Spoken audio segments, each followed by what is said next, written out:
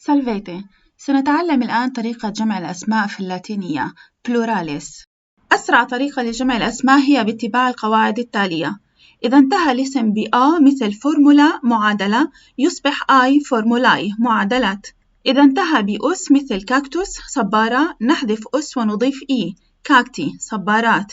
ويشبهها الأسماء التي تنتهي بإر مثل ليبر كتاب لكن لا نحذف إر بل نضيف فقط إي في النهاية ليبيري كتب.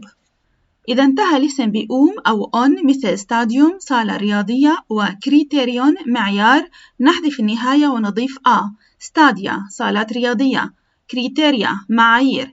وإذا انتهى الاسم بإكس أو إكس مثل إندكس فهرس وأبندكس ملحق نحذف النهايات ونضيف إيكس فتصبح إنديكس فهارس وأبندكس ملحقات. لنرى أمثلة أخرى ما زلنا نستعمل جزءا منها في اللغات الأجنبية التي نتحدثها.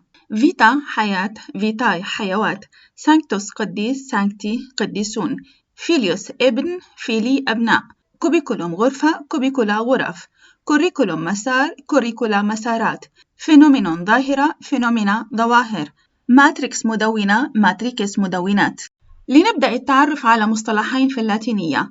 كاسوس وهي 6 حالات في اللاتينية أولها نوميناتيفوس أي حالة الفاعل. وكما يوجد نهايات إعراب للفاعل في العربية يوجد نهايات إعراب للفاعل في اللاتينية ونسميها ديكليناتيو. وسندرس هنا 3 حالات إعراب. الأولى تنتهي بآ في حالة المفرد والثانية تنتهي بأس وإر في حالة المفرد وقد رأينا كيف تنتهي في حالة الجمع. أما حالة الإعراب الثالثة فلها نهايات عديدة في المفرد والجمع وأفضل أن ننتظر إلى أن نصل إلى حالة جينيتيفوس وهي واحدة من الحالات ال6 التي ذكرتها سابقا لنستدل من خلالها على طريقة عمل الجمع في حالة الإعراب الثالثة. وسأعلمكم كيف نستفيد من الإنترنت للتعرف على حالة الإعراب التي يلحق بها الاسم. نكتب على جوجل أونلاين لاتين ديكشنري.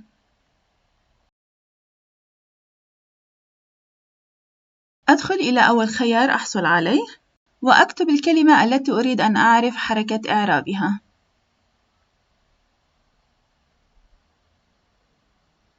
بولا مثلا يعطيني أنها كلمة مؤنثة وهي من حركة الإعراب الأول أي تنتهي بآ وعند الجمع يجب أن نضيف إليها آي. ولو كتبنا كاكتوس سيظهر لنا أنها كلمة مذكرة وتأخذ حركة الإعراب الثانية أي بحذف أس وإضافة إي في النهاية. سأعيد كتابة الكلمة في حالة الجمع في الخانة. سيعطيني عدة خيارات سأنزل إلى الأسفل حيث أجد كاكتي ويقابلها كاكتوس. سأخذ كلمة لا تنتهي بنهاية مألوفة مثل كلمة في رجل. لاحظوا هي كلمة مذكرة تأخذ نهاية الإعراب الثانية أي تنتهي بإي. سأضع إي في الخانة. لاحظوا أعطاني النهاية فيري. بالضغط على فيري سيوجهني إلى المفرد. سأخذ مثال أيضا كلمة ريكس ملك. إذن هي كلمة مذكرة وتأخذ حركة الإعراب الثالثة.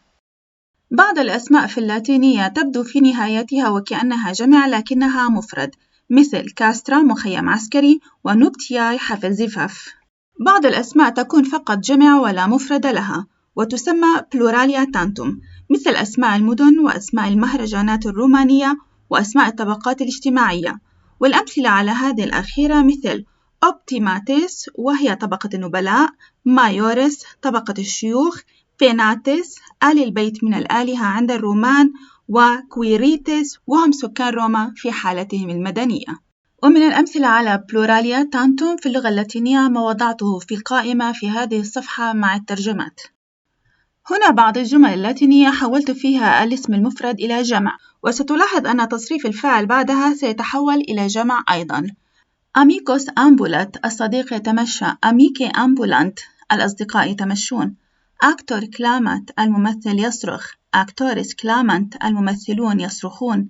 فيمينا بلاوديت المرأة تصفق فيميناي بلاودونت النساء يصفقن. أنكيلا ريسبونديت الخادمة تجيب أنكيلاي ريسبوندنت الخادمات تجبن. سينكس دورميت كبير السن ينام سينس دورميونت كبار السن ينامون. Gratias multas et vale.